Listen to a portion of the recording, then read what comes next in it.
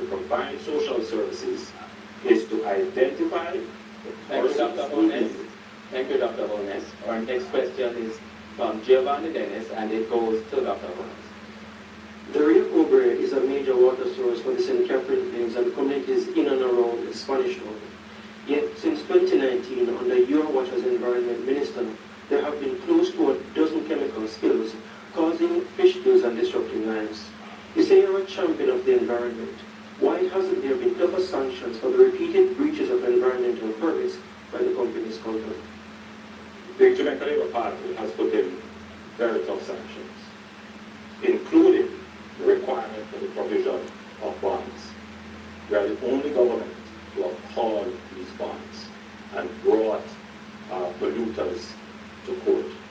We have also started the process of studying the Rio Cobre to ensure that there is no discharge, sincere commitment that we will protect the Rio Cobre. Mr. Golden? Quickly, just to say that the JLP is not the only party to reduce taxes. The PNP reduced the personal income tax rate from 33.3% to 25%. We reduced the GCT rate from 17.5% to 16%. There have been reductions of taxes on both sides. They plan to reduce, they say, income tax from 25 to 15, which is going to help the rich and the ministers who pay themselves 200+% in pay increases. On the environmental issue, you are the one who overturned NECA's decision not to grant a permit for the mining of the Dry Harbor Mountains, which is a very sensitive nature reserve. You're flip-flopping again, Andrew. Our next question. Our next question is from social media. Over to Amoy Harriet. Well, Archie, Delano says many Jamaicans would like to see the full rollout of body-worn cameras on our police officers, even more so now given the increase in fatal police shootings. Will this be something that you prioritize should you be elected? Mr. Golding will respond first. First of all, I think it's very important to acknowledge and commend the excellent work done by the police force over the last year and a half in bringing the rate of violent crime, in particular murders in the country, down from the intolerable levels where it had been under this government. More murders committed in Andrew Holness's 2 years in office than any other 2-year term in the history of Jamaica. The police have finally abandoned the failed policies that we did our best to stop, the mass use of states of emergency, which the court has ruled as unconstitutional, and have gone now to a much more targeted approach, a much more strategically sound approach. Having said that, we do feel that it's very important that the public as a whole must have trust and confidence in the police, because the police rely on intelligence and information from the public, and therefore, if the public feel that there's excessive use of force and there's no accountability for it, they're not going to be as cooperative as we need them to be. I think, therefore, it's in the interest of the Jamaican society and the police themselves to have the benefit of body-worn cameras, especially when they go on special operations, so there can be no question, nobody can accuse them wrongly of having used excessive force when the force was legitimate as used. And to the extent that there may occasionally be an excessive use of force, the persons are held accountable for that in accordance with the law. That's what the rule of law requires. Dr. Holness? The government is already in the process of procuring and acquiring body-worn cameras. Several thousands of them under procurement and will be deployed shortly to the police force. We consider this as absolutely important in giving confidence to the public regarding the actions of the police force. And the police themselves want to have these cameras as protection for themselves. Interestingly, however, the leader of the opposition states that the states of public emergency did not work. Now, murders under the PNP increased to over 1,000 murders in 1997 and remained there for over 30 years. It is the Jamaica Labour Party in 3 consecutive years that have reduced murders by 55%. The states of public emergency worked.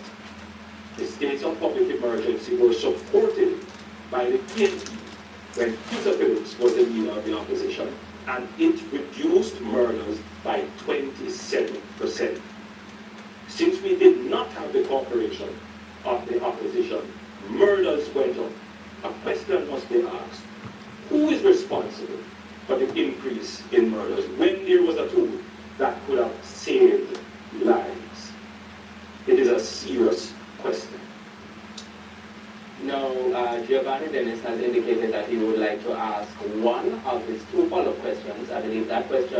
to Mr. Golden. Mr. Golden. Mr. Golden, I want to go back to the matter of your dual citizenship. It took days for you to confirm that you held a dual citizenship and weeks for you to renounce it. Why didn't you acknowledge the issue upfront, and why should Jamaicans believe you'll be forthcoming with them on any issue, even if it's uncomfortable in the first instance? I didn't hesitate to acknowledge dual citizenship. I was born in Jamaica. I had a British father, and I inherited British citizenship by descent from him. And that's lawful under the laws of Jamaica, and indeed parliamentarians in Jamaica are permitted to be dual nationals. I therefore didn't consider it to be something which was problematic. However, when it was raised last year and politicized, I decided I wanted to know what the Jamaican people felt about it, because I thought really my response ought to be driven by them. We did an internal poll. It showed that the majority thought I should renounce, and so I did. And I renounced my British citizenship in August last year. Dr. Holness, about that. You know, this is a strange one. A man who wants to represent his country must choose his country.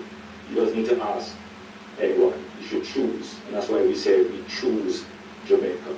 It is indeed of concern that it was not until your 40s, when you were becoming a minister of government, that you sought to have a Jamaican passport. It is not your birth that makes you Jamaican.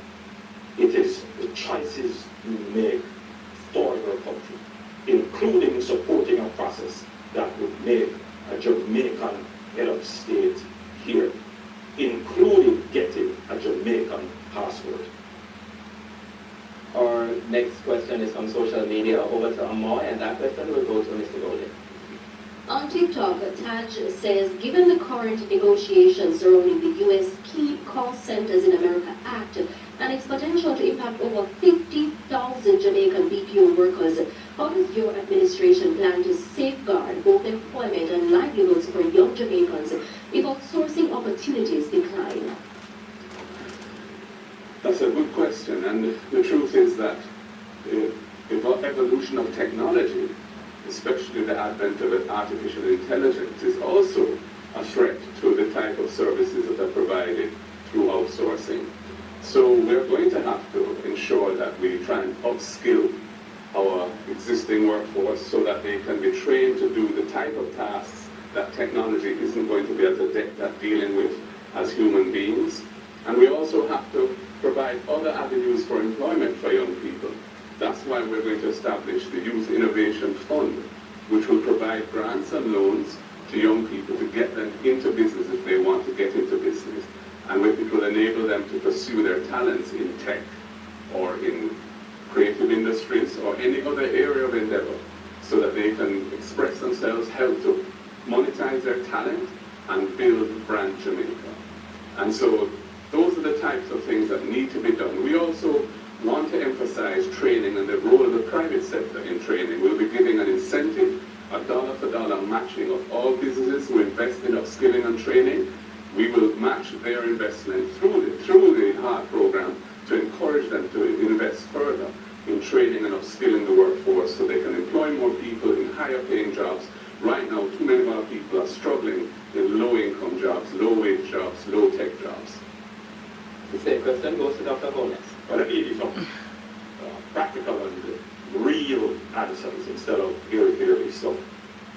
Jamaica is already positioning itself for nearshoring and friendly-shoring of the recalibration of the global supply chain. And that is why we have made a massive investment in the Caymanas development and in Raintree. These are real investments that will bring production to Jamaica and jobs to Jamaica.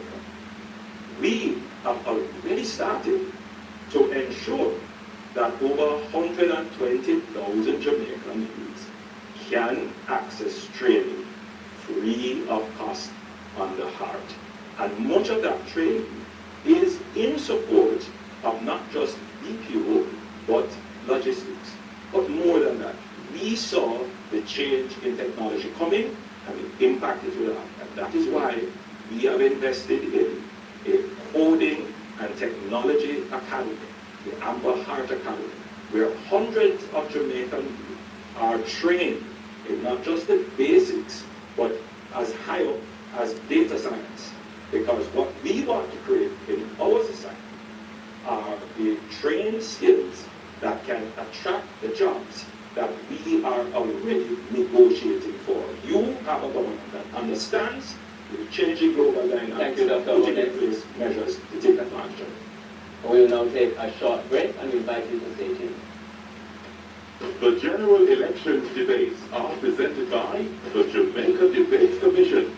Watch, listen, decide.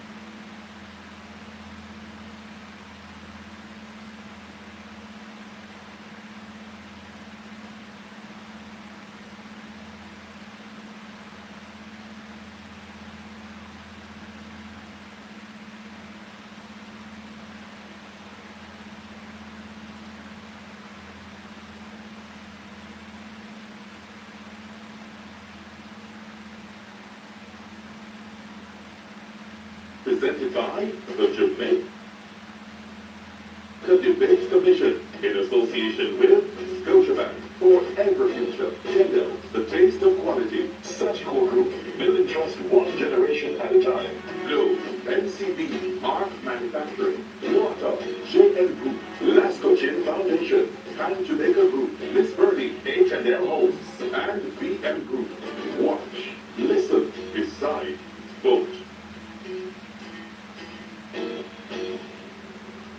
Welcome back to the Leaders Debate presented by the Jamaica Debates Commission. We invite you, the public, again, to send us your questions via direct message on Instagram, Facebook, and TikTok to Jamaica Debates. We now ask John Jackson Miller to start this segment with a question for Dr. Andrew Holmes. In 2021, you were appointed to the Queen's Privy Council and the Ancient Advisory Body, and your administration's recent attempt at constitutional reform would have seen the removal of the British monarch from Jamaica's Parliament and Executive in phase 1, but not from our judiciary. Opposition or no opposition, referendum or not, can you tell us your position, whether you support the removal of the Privy Council as Jamaica's final court, and if so, when? My position is that Jamaica should have its own local court as its final appellate court. But I also do respect the Caribbean Court of Justice, of which we are a part of this original jurisdiction. I would say, however, that on a matter as important as this that forms the architecture of our nation, the people must be consulted. And that is why I put in place a process that would begin these consultations in a practical and phased basis, a process which has been thwarted by the opposition. Now, the leader of the opposition raises questions about democracy. On one hand, he does not want to consult. He wants the government to just act without consulting with the people, but then turns around and says that we are the ones undermining democracy. The leader of the opposition must be consistent. Democracy requires us to consult the people on these critical matters. Mr. Golding? Yes, Mr. Holness, shortly before the visit of Prince William to Jamaica, became a member of the King's Privy Council. So one has to wonder how he was choosing Jamaica when he did that.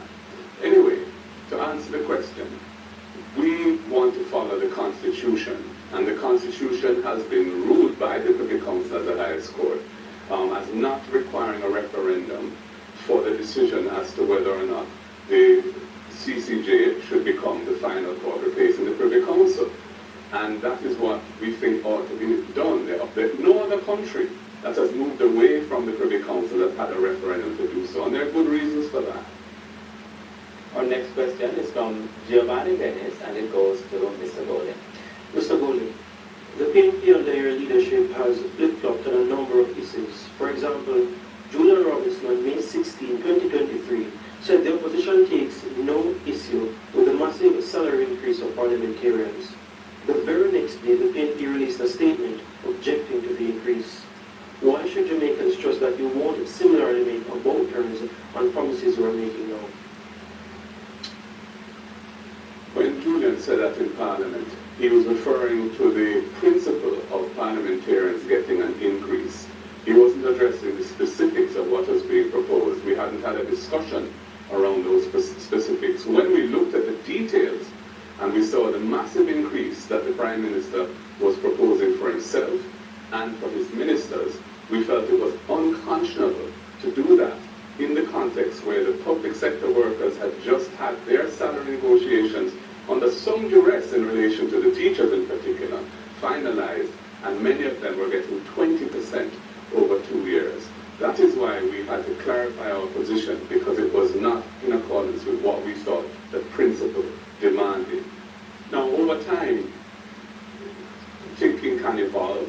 People change their positions on issues. So, for example, we are looking at this whole question of the 3.5 salary, the $3.5 million threshold increase. And we've seen where, as the debt target is achieved and resources can be released, it can be afforded.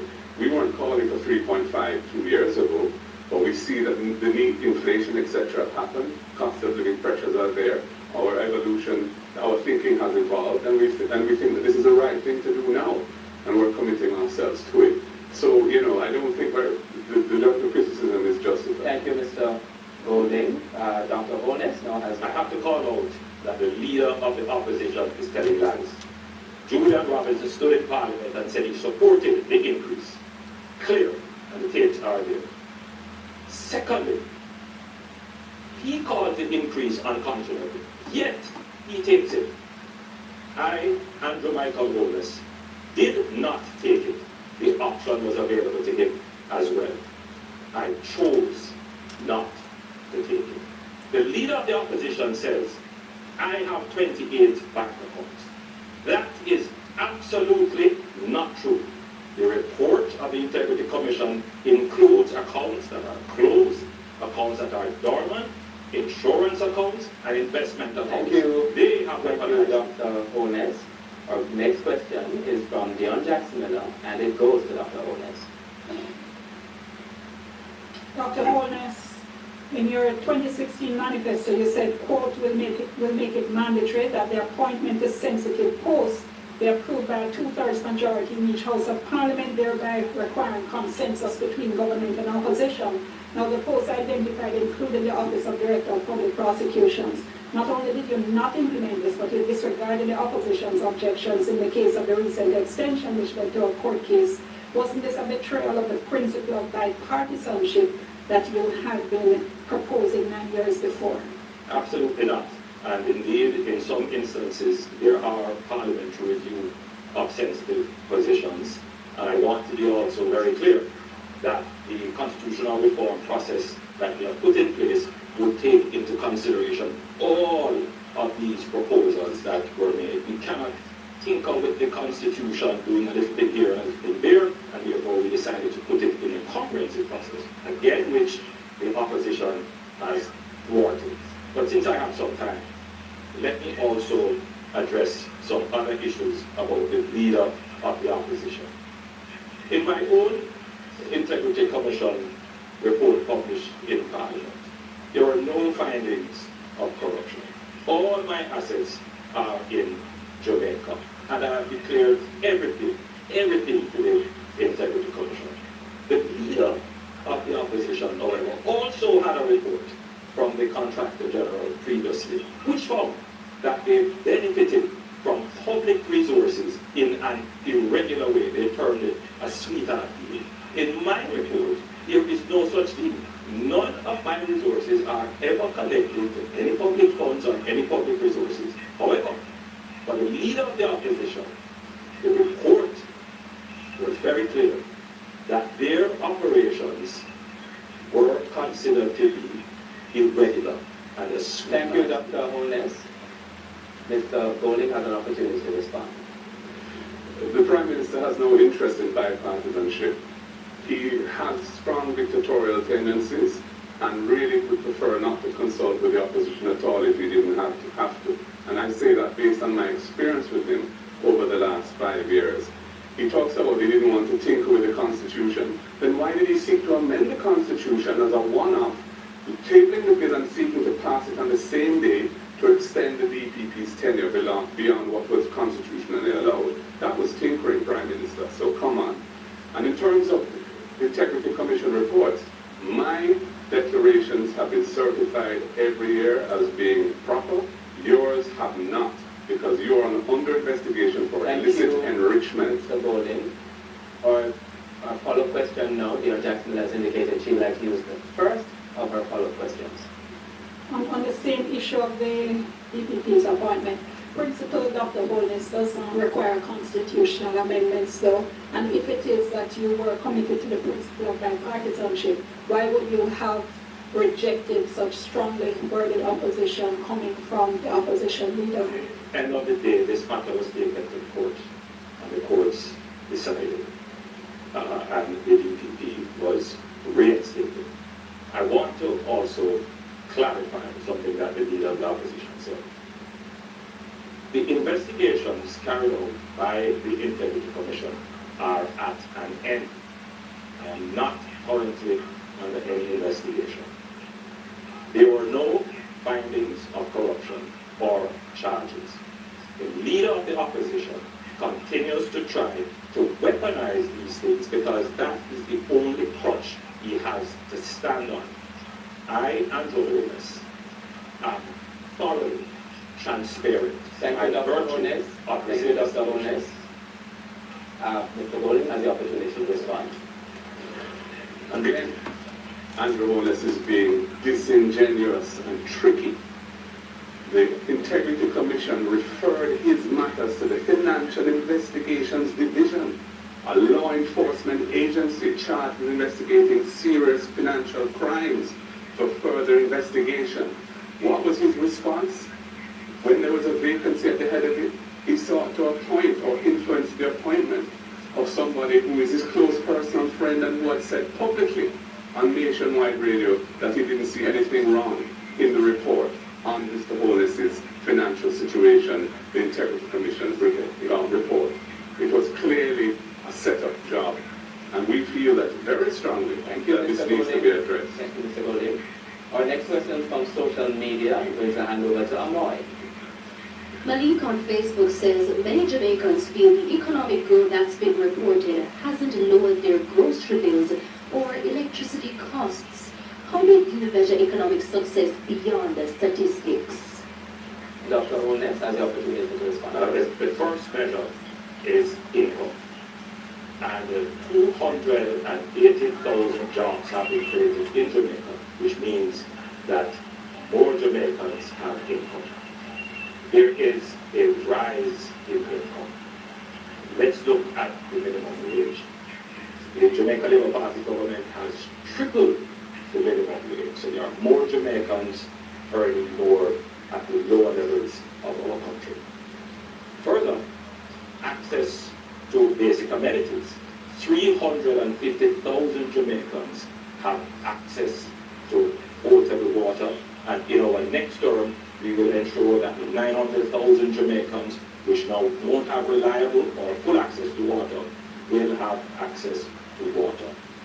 Transportation, public transportation. We have done an amazing job in reducing bus fares and increasing the convenience and efficiency of public transportation, including implementing a rural bus fare system. On electricity, we have reduced the GCT on electricity, a promise made by the previous government and not kept. We have done it in a sustainable way. But more importantly, we have not placed any new taxes on the people of Jamaica since our government has been managing the fiscal affairs of this country. Mr. Golding has an opportunity to respond. First of all, I think the question is sound because statistics don't tell the full picture. Jamaica's competitiveness has been falling, yet they say that we have record low unemployment. Several 100,000 Jamaicans are outside the labor force and are not measured for that purpose. And indeed, you're regarded as being employed if you're employed 1 hour a week. 55% of Jamaicans are suffering from food insecurity. That is what the United Nations says, the FAO, which is an agency of the UN, says. 55% of Jamaicans are not getting adequate nutrition. That is not consistent with prosperity or low poverty rates or low unemployment rates. As for transportation costs, those are extremely high for many Jamaicans, which is why we want to introduce the RIDE program, a subsidy for rural children to help them to get to school in an affordable way. It's $10,000 per child who needs it in each family. So if you have more than one child, each one of them will qualify for this. Because we recognize that that is one of the causes of absenteeism in schools at the moment. As for electricity, the rate and cost of electricity under this government has gone way higher than where we left it at 23 cents per kilowatt hour. Now it's over 40. And as for the GCT, they have provided providing a subsidy at the moment, but they haven't said for how long, and there's no commitment to keep Thank it you, on. Mr. Golding. We are now going to be taking a short break and we invite you. Thank you. The general elections debates are presented by the Jamaica Debates Commission. Watch, listen, decide, vote. Every generation brings new hopes and ambitions. For 55 years, Sanctuary has been helping Jamaicans to realize their dreams. As we said,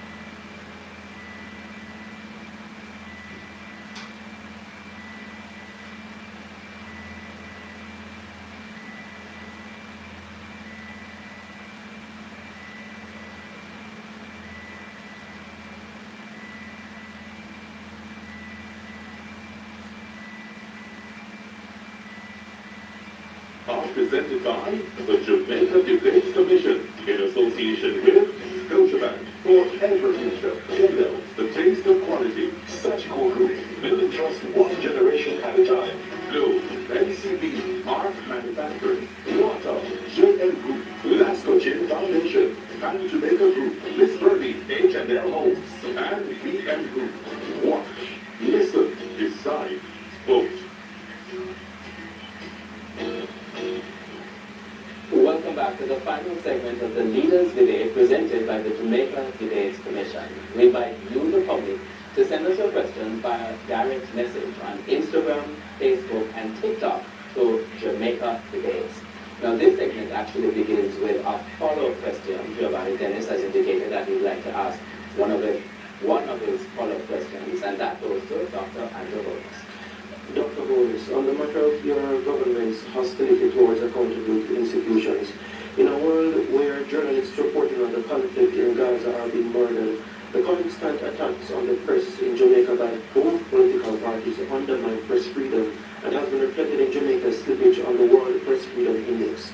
We have just seen the release of the names of journalists that both political parties objected to participating in the national debates. Why do both parties continue to undermine press freedom and put journalists in danger? To be clear, my political party does not undermine press freedom. To be clear, my political party do not object to objections came from the PNP. And historically, it is the PNP that has been vociferous, including attacking a particular radio station. I personally have stayed away from any negative commentary about any journalists. Journalists are important, and I support strong journalism. And I want to make that absolutely clear. The time I have, I will rebut. I am in no way associated with the head of the FID. My understanding is that the head of the FID is a friend of the opposition. Thank you, Dr. Holmes. Mr. Golden has the opportunity to respond. Press freedom is a fundamental pillar on which democracy is based, and I and my party fully support press freedom. The Prime Minister said something which was untrue when he said that only our side objected to some journalists. Their side also objected. In fact, we objected to 3, they objected to 4 journalists, and the matter was eventually resolved, and here we are. And the truth is that some journalists in the country are not as independent as others, are not as professional as others, and it is quite legitimate to criticize persons who you don't feel as living up to the standards of their profession. But we would never do anything to threaten or undermine press freedom, or indeed to make any journalist feel unsafe, and if it ever happens, we will take out whatever it needs Thank to you, stop Mr. Golden. Our next question is from Dion Jackson, and it goes to Mr. Golden. Mr. Golden, Consul Barnett is of Line Jamaica, who is also a very experienced and very qualified teacher, but who was out of a job for 4 years now. Your manifesto promises to protect the right of persons with disabilities. Those Jamaicans are disproportionately affected by poverty. Vision 2030 says that governments haven't been living up to their reserve a percentage of public sector jobs for persons with disabilities. That would have helped people like Mr. Barnett and others like you. Would a PNP government implement such a recommendation? Thank you for that question, Dion. I come from a family that has delivered transformational national service to the country, in particular in the area of persons with disabilities. My father was the first orthopedic surgeon in Jamaica, and he established what was then the Podium Center, became the Mona Rehabilitation Center. And when he died in 1996, it was named after him. It's now called the Sir John Golden Rehab Center. He also established the Hope Valley Experimental School, a school for integrated education for able-bodied and children with disabilities. 2 parliamentarians went to that school, and he established the National Road Safety Council because of his awareness of the fact that many people who end up with disabilities is as a result of road traffic accidents. I am, and we are very committed to implementing the UN Convention for the Persons with Disabilities, which Jamaica was the first country in the hemisphere to sign, and we are the ones who passed the Disabilities Act, brought it to Parliament. This government took 7 years to bring it into effect. We're glad it's in effect, but it needs to be actualized now in practice so that persons with disabilities feel and see the benefits of it. We are fully committed to that, and we are going to establish a National Disabilities Fund to aid persons with disabilities so that they can have their assistive aids, they can get help to establish themselves in business at home, and improve sidewalks for their transportation. We are committed to the community of persons with disabilities. Dr. Holness has the opportunity to respond. To be clear, one of the things that I'm very proud of is that my administration has reserved under special orders through the NHT houses for persons with disability. They have a direct access. Under the new social housing program, we make it a point of duty to support persons with disabilities. And many persons with disabilities have benefited. Our administration have brought into effect the Disabilities Act. We continue to support the disabled community with grants and an increase in PATH benefits. Our government is committed to supporting persons with disability in Jamaica. Dion Jackson has indicated that she would like to take her second follow-up question. Yes, Mr. Golden, we hear the broad statements of policy and principle, but what persons with disabilities want are jobs, which is why I'm asking specifically if your administration would implement a recommendation to reserve a certain percentage of public sector jobs for persons with disabilities. Yes, we have committed to that across MD&As, ministry departments and agencies, that we would like to see quotas or an allocation for the disability community to have the benefit of employment opportunities in the public sector.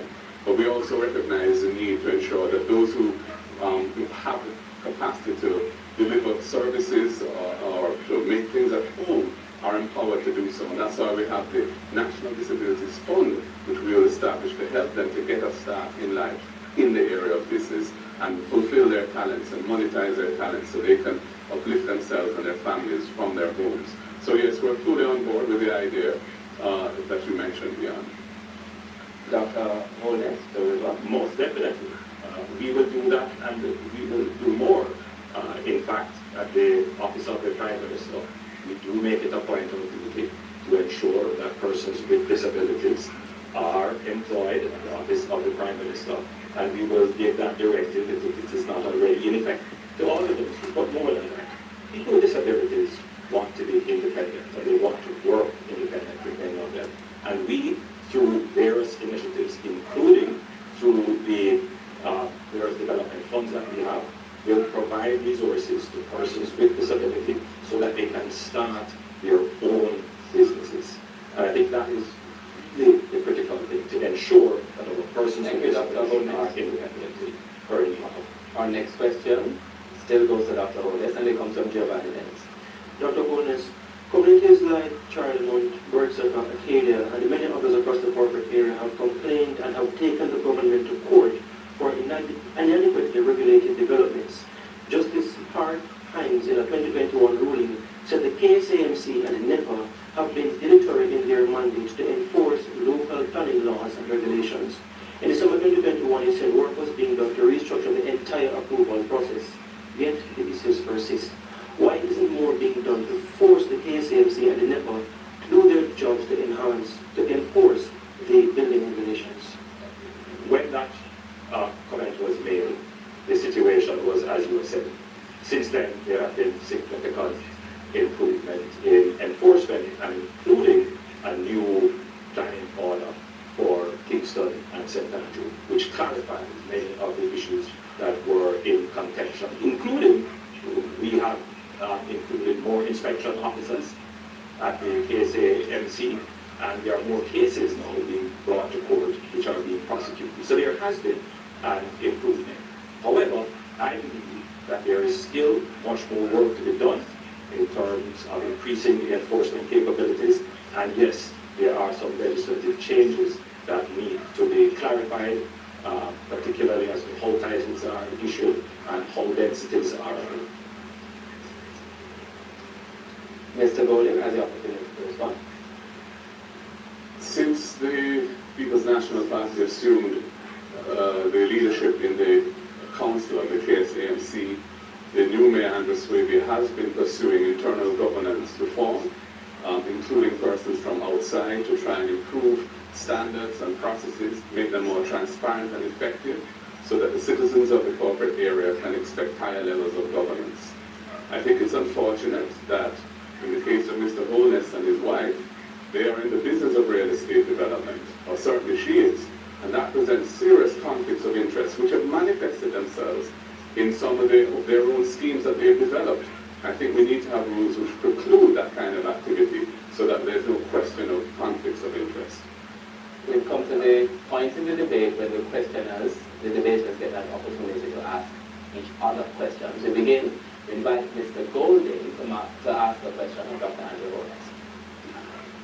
Mr. Holness, the Integrity Commission in their court filing indicates that you brought to try and strike down the act and eliminate the offense for which you are being investigated, have said that you had money in the Ponzi scheme holding and you got it out, while others suffered losses. You had money in Cash Plus, another Ponzi scheme where people lost lots of money, you got it out. And of course, you had money in SSL, and you were able to withdraw your money before it collapsed. In fact, I would say the only person that we've seen the board has not been able to catch up with is you.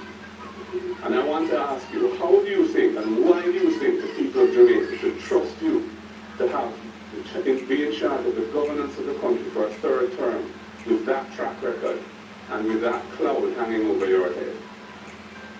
The leader of the opposition is a liar and cannot be trusted. I lost money in Cash Plus and holdings. However, the PNP accepted and received $1 million from holdings. He has no credibility to talk about Ponzi scheme. They benefited from the Ponzi scheme to fund their election campaign.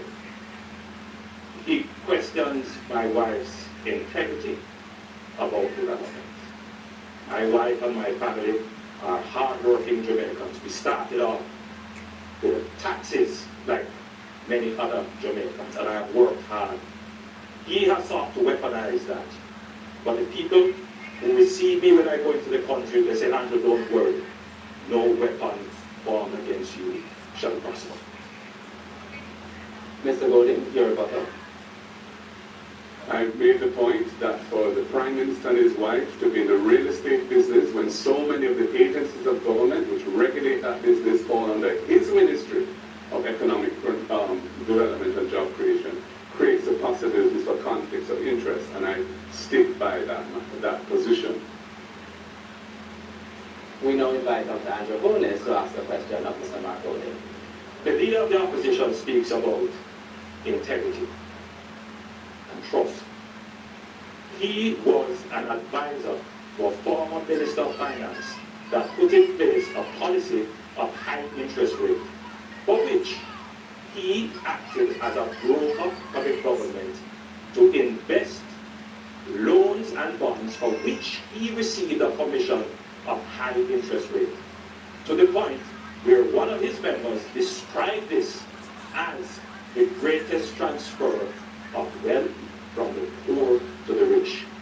He, the top-of-the-house lawyer, has made billions of this, yet he does not disclose this in his integrity report. In fact, he doesn't even have a house in Jamaica. How can we believe you? And do you have assets in overseas companies for which you have not disclosed? I've disclosed all my assets, and that's why my Integrity Commission declarations are certified. Your allegations are scurrilous and false. You made reference to DBNG, although you didn't call it a. DBNG was established in 1992 as an investment firm by 3 young Jamaican entrepreneurs. When the financial sector meltdown occurred some years later, and FinSAC was established as a response to try and protect the savers of this country so they didn't lose their money in their deposits in the banking system and their pensions and so on, DBNG, like other financial firms at the time, had to navigate that carefully to survive. We eventually were approached by a leading international bank, Scotiabank, who did a thorough due diligence on the company. It's a listed company, where we were a listed company from inception. Our audited financial statements are public. Our quarterly financial statements are public. They looked at us inside out and upside down, found nothing, absolutely nothing untoward, and they bought the company. and we have nothing to hide on when it comes to DD&B. I would say, why is your government, having spent $200 million on this commission of inquiry into FinSac, hiding the FinSac report? Is it because you and your wife bought a house from somebody who had been FinSac? You're a hypocrite, Andrew Holness, to be accusing me of anything in relation to FinSac when you have been a direct beneficiary of the losses of somebody who was FinSac, who lost their home because of FinSac. Again, who to attacking my wife? When you, according to the Contractor General's report, benefited from a sweetheart deal that was irregular. You benefited off the backs of the Jamaican people in creating your wealth. You were a connected party with the then Minister of Finance, and you advised and created the FinSac debacle with high interest rate. You benefited from FinSac. I did not purchase a FinSac house. I bought a house on the open market, and again, you come with weaponized lies. Your lies will not work. We now go to closing statements. Now, based on the earlier coin toss, Mr. Mark Golding of the PSP will go first. The general election next week, Wednesday, presents a historic opportunity for the people of Jamaica. After 13 and a half years of belt-tightening and austerity, we are finally in a situation where the debt-to-GDP ratio has achieved, or is on the cusp of achieving, the 60%, which was written into the fiscal rules by Portia Simpson Miller. That means that the fiscal rules and prudent economic management can change gear and look at how we can grow the economy and build a society with a better quality of life for all. We see some serious issues that need to be addressed. 700,000 Jamaicans or thereabouts live on public land, lands where they build their homes, but they don't have titles. The colonial era law set the period of 60 years of occupation before they can get ownership. We are going to reduce that to 25 years. We're going to give them titles. And that is going to unlock over $1 trillion of wealth, which is now sealed up and quarantined in the old colonial era law that is still on the books. That is why also we're increasing the threshold to 3.5 million. So working families who are struggling to make ends meet can get a little break so they can live a better life. It's why we're going to be removing the tax from the overtime pay of workers earning up to $6 million so they can make it easier in life as well. And when I govern the country as Prime Minister to serve you, I will ensure that accountability and transparency are at the center of what we do, and any hanky-panky, any violation of the public trust will be met with the full force of the law with no protection from me. And that is a huge difference between the government I will lead and the government of Andrew Holness. That is why I'm asking you, on election day, next Wednesday, vote for the People's National Party, put your ex beside the bed, time come for a better life. We now invite Dr. Andrew Holness of the JLP to go ahead with your closing statement. The administration that I lead on your behalf has cut the debt in half. We have created 280,000 new jobs, brought in 85,000 persons into the labor force. We have tripled the minimum wage, cut murders by 55% over the last 3 years. You have had no new taxes to worry about. This administration has taken on the previously thought of impossible to solve problems, and we have solved them. We are an administration of performance. In our next term, our pensioners who have worked so hard will get a break. Those earning $6 million or below will pay no income tax. We will give a new income tax rate, which will be graduated, which will see everyone paying lower taxes.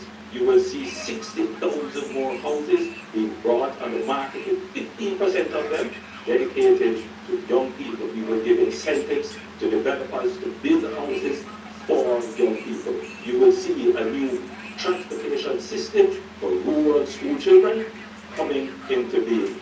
You will see more work being done on reducing electricity. Our government is a government of performance. This election is about a clear choice. Promise or performance. That's what it is. You have to make a decision. Who can deliver?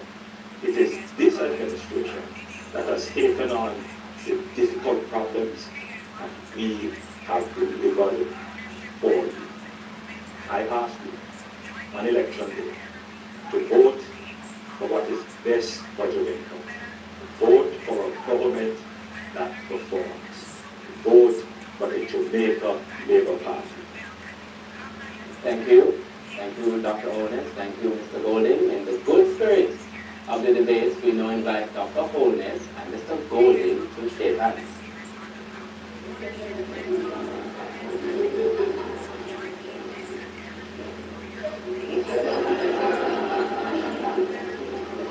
And now we can breathe. That concludes the leadership debate between party leader Dr. Andrew Holness, representing the Jamaica Labour Party, and the party leader, Mr. Mark Golding, representing the People's National Party. Our sincere thanks to both party leaders and all the debaters. This was the final debate in the 2025 General Election Debate Series. Thanks for joining us. Thanks to our studio audience, our production crew, production and funding partners, and most of all, our viewers and listeners all across Jamaica and the diaspora. I am Archibald Gordon. Good night.